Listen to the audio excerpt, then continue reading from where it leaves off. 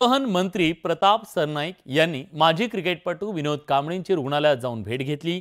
तर विनोद कांबळेंची प्रकृती आता चांगली आहे। विनोद कांबळेंवर पूर्ण उपचार करण्याची जबाबदारी आम्ही घेतली आहे। तर 30 लाख रुपयांची मदत विनोद कांबळेंच्या पत्नीच्या नावे जमा करण्यास सांगितलं गेलंय। आता आयुष्याची सेंचुरी करायची आहे असं त्याला सांगितलं गेलं, अशी प्रतिक्रिया मंत्री प्रताप सरनाईकांनी दिली आहे। फक्त ही टेम्पररी ट्रीटमेंट आहे, परमनंट ट्रीटमेंट जी आहे, काही जे आजार आहेत या आजाराची आता छाननी होते आणि लगेच डॉक्टरांना 1-2 दिवसात सगळी माहिती मिळेल। जे काय आजार आहे त्याचा पूर्ण उपचार करण्याची जबाबदारी आता आम्ही उचललेली आहे।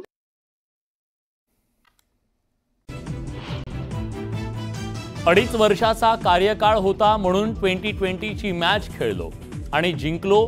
आता टेस्ट मॅचचा फॉर्मॅट आणि ही टेस्ट मॅच जिंकणारी असणार। मुख्यमंत्री देवेंद्र फडणवीसांचा विरोधकांना मिश्किल टोला।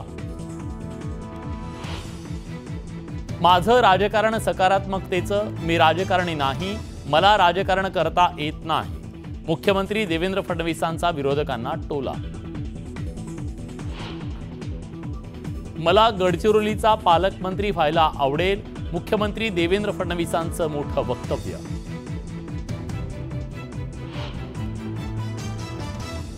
मुंबई भाजप कोर कमिटीची आज दुपारी बैठक। आशिष शेलार यांच्यासह भाजप आमदार राहणार उपस्थित।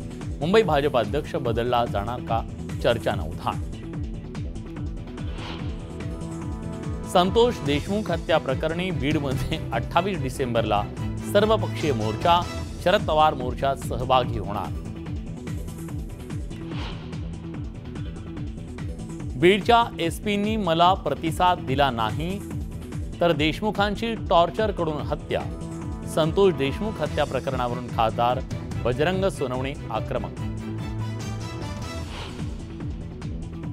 लागवड निम्म्यावर आल्यानं पुढील वर्षी कांद्याची टंचाई निर्माण होण्याची शक्यता। नाशिक विभागात जवळपास 1.25 लाख हेक्टरवर कांदा लागवड घटली।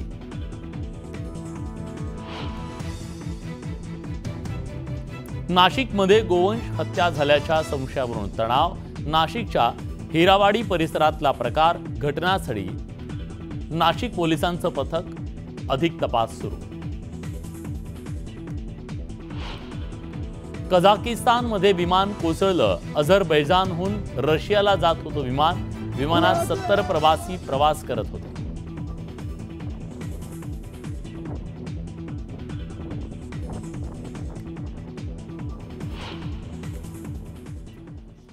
नमस्कार, मी विलास बडे। न्यूज 18 लोकमतच्या या बुलेटिनमध्ये आपण सुरुवातीलाच बघणार आहोत एक अतिशय धक्कादायक बातमी। कल्याणमधल्या अल्पवयीन मुलीवरच्या अत्याचार आणि हत्या प्रकरणात आरोपी विशाल गवळीचं बारमधलं सीसीटीव्ही फुटेज समोर आलंय। मुलीच्या हत्येनंतर विशालनं दारू घेतलेली वाईन शॉपमधल्या सीसीटीव्हीत हे समोर आलंय। कल्याण कोळशेवाडी या परिसरात 13 वर्षीय अल्पवयीन मुलीची अत्याचार करून निर्घृण हत्या करण्यात आली होती।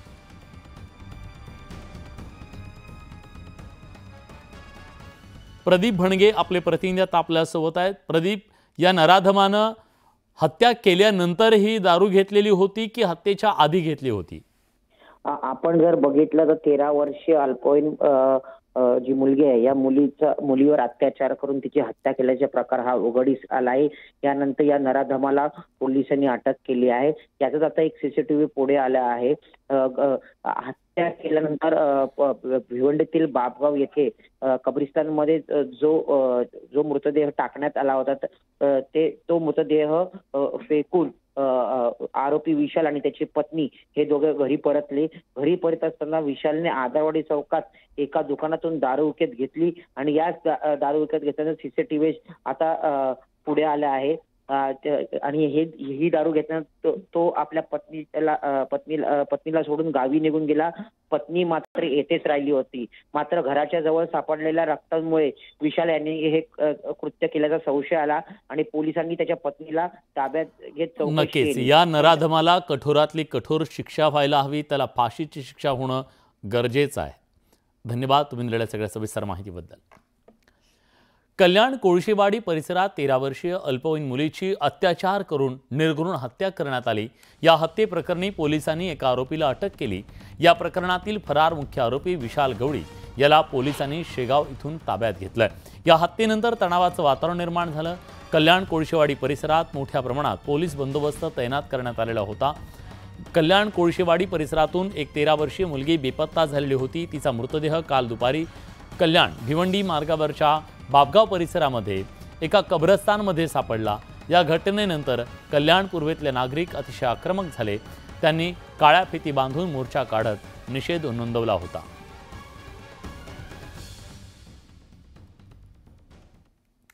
मराठा आंदोलक मनोज जरांगे यांनी परभणीत येऊन सोमनाथ सूर्यवंशी यांच्या कुटुंबियांची भेट घेतली।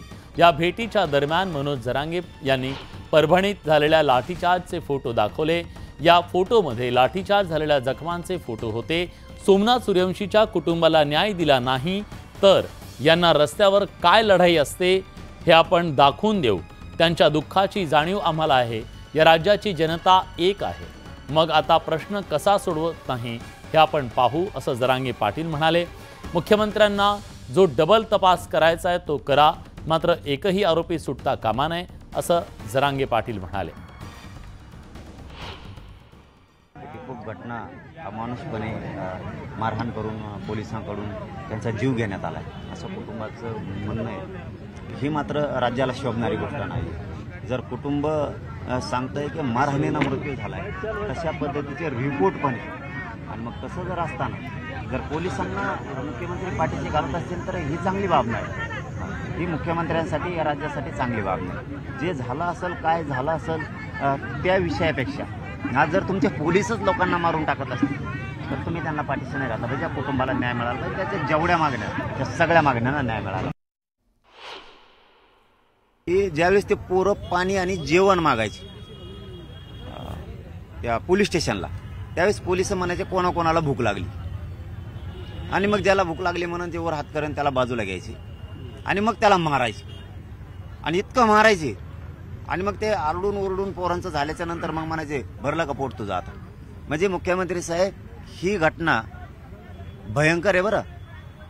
तुम्ही याच्यावर लक्ष घाला, ते कोण होते काय होते, कारण कुटुंब सांगताय म्हणजे ते जात म्हणून एखाद्या वेळेस नाही सांगत तर त्यांच्या काळजाचा तुकडा गेला, त्यांचं आज लेकरू गेलं म्हणून सांगताय। बीडमधील मसाजोग इथले सरपंच संतोष देशमुख यांची हत्या होऊन 16 दिवस उलटले तरी मुख्य आरोपी फरार आहेत। पोलीस आणि CIDच्या तपासावर प्रश्नचिन्ह उपस्थित केलं जात आहे। पोलीसच आरोपींना पाठीशी घालत असल्याचा आरोप विरोधक करत असताना आता शरद पवार गटाचे खासदार बजरंग सोनवणे यांनी पोलिसांच्या तपासावर तीव्र नाराजी व्यक्त केली। इतकी निर्घृण हत्या करणारे आरोपी मोकाट कसे, असा सवाल त्यांनी उपस्थित केलाय। त्यांनी या प्रकरणी मोठी मागणी केली आहे। त्यांनी देशमुख यांना टॉर्चर करून मारलं, 56 व्रण हे पोस्टमॉर्टेममध्ये आहेत, त्याचा काय गुन्हा होता, असा सवाल त्यांनी विचारला। पोलीस तक्रार झाली होती का? मी सांगितलेला हा गुन्ह्याचा क्रम आहे। आधीच तक्रार घेतली असती आणि आरोपींचा शोध घेतला असता तर हत्या घडली नसती, असंही बजरंग सोनवणे म्हणाले। हे जे आता पकडलेत यांच्या मोबाईलचा CDR काढायला काय लागतंय बरं? जे आरोपी आहेत त्या आरोपीच्या मोबाईलचा CDR काढायला त्याला मोबाईल थोडा लागतोय।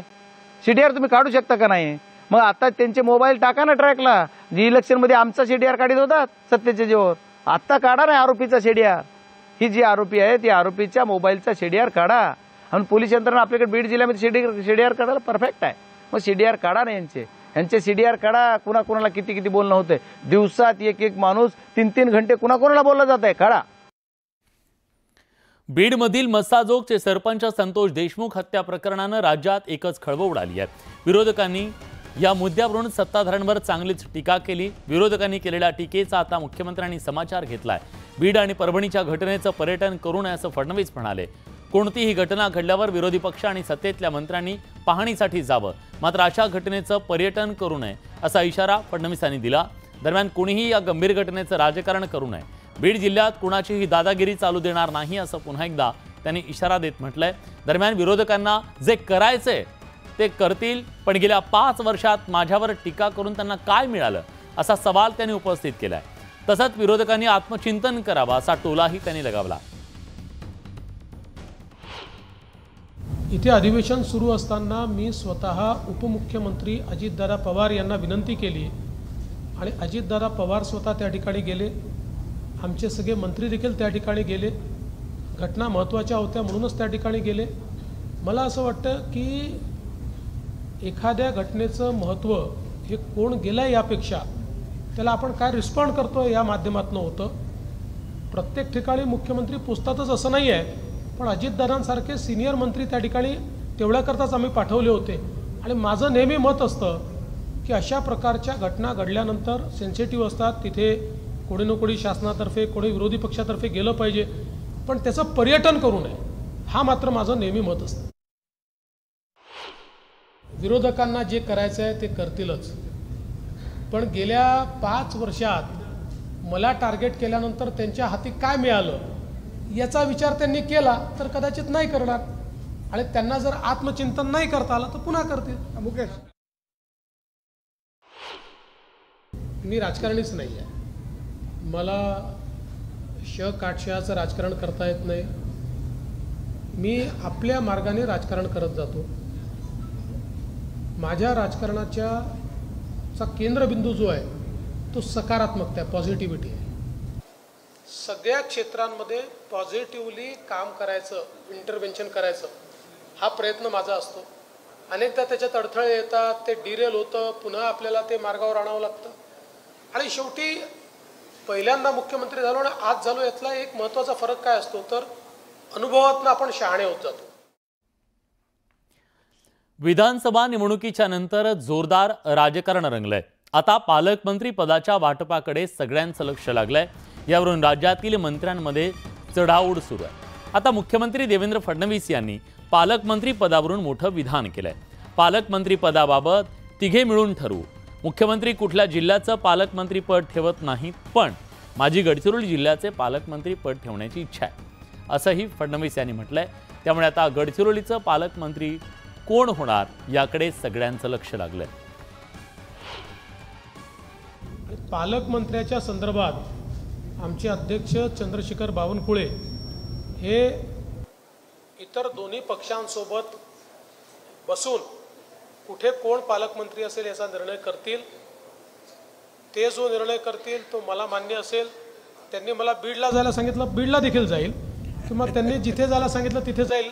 साधारणपणे मुख्यमंत्री कुठलं पालकत्व ठेवत नसतात, पण माझी स्वतःची इच्छा आहे की गडचिरोली मात्र मी स्वतःकडे ठेवू इच्छितो। अर्थात या 3 नेत्यांनी मला मान्यता दिली तरच ठेवी। राज्यातील प्रमुख पक्षाचे प्रदेशाध्यक्ष लवकरच बदलण्याची शक्यता आहे। भाजपचे प्रदेशाध्यक्ष चंद्रशेखर बावनकुळेंचा मंत्रिमंडळात समावेश झाल्यानं भाजपला लवकरच स्वतंत्र प्रदेशाध्यक्ष मिळणार असल्याची माहिती मिळते। पुढील वर्षी 12 जानेवारीला पक्षाचं अधिवेशन आहे। या अधिवेशनात पक्षाला नवीन अध्यक्ष मिळण्याची शक्यता आहे। काँग्रेस प्रदेशाध्यक्ष नाना पटोले यांनी विधानसभा निवडणुकीच्या पराभवाची जबाबदारी स्वीकारून आपल्या प्रदेशाध्यक्ष पदाचा राजीनामा काँग्रेस अध्यक्ष मल्लिकार्जुन खरगे यांच्याकडे पाठवलाय। त्यामुळे काँग्रेसला लवकरच अध्यक्ष मिळण्याची शक्यता वर्तवली जाते। राष्ट्रवादी काँग्रेस शरदचंद्र पवार पक्षाचे प्रदेशाध्यक्ष जयंत पाटील यांची अगोदरच टर्म पूर्ण झाली आहे। त्यात पक्षाचा विधानसभा निवडणुकीत पराभव झाला, त्यामुळे पक्षाला नवीन प्रदेशाध्यक्ष दिला जाण्याची शक्यता आहे।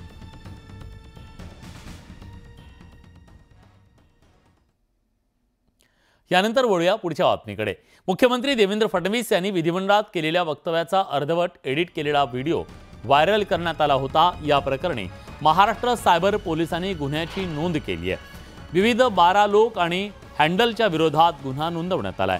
फडणवीस हे संविधान विरोधी असल्याचा दाखवण्याचा समाजकंटकांकडून प्रयत्न करण्यात आलेला होता। आता हे असं करणं, खोडसाळपणा करणं त्यांना महागात पडणार आहे।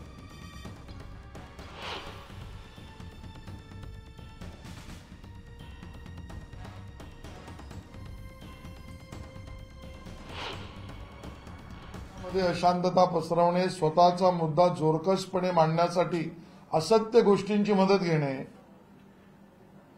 या देशातील राज्यातील व्यवस्था आणि व्यक्ती, नेतृत्व आणि पदावर बसलेल्या व्यक्ती यांच्या विरोधात जनमत अनैसर्गिकरित्या असत्य पद्धतीने निर्माण करणे हा प्रकार त्यातलाच आहे. आणि म्हणून संविधानाच्या संदर्भामध्ये जनमानसामध्ये डोकी भडकवण्यापर्यंतचा अपप्रचार, गैरप्रचार, अप्रचार हे करण्यामागच्या मंडळीचं कारण काय आहे हा आमचा सवाल आहे. उपमुख्यमंत्री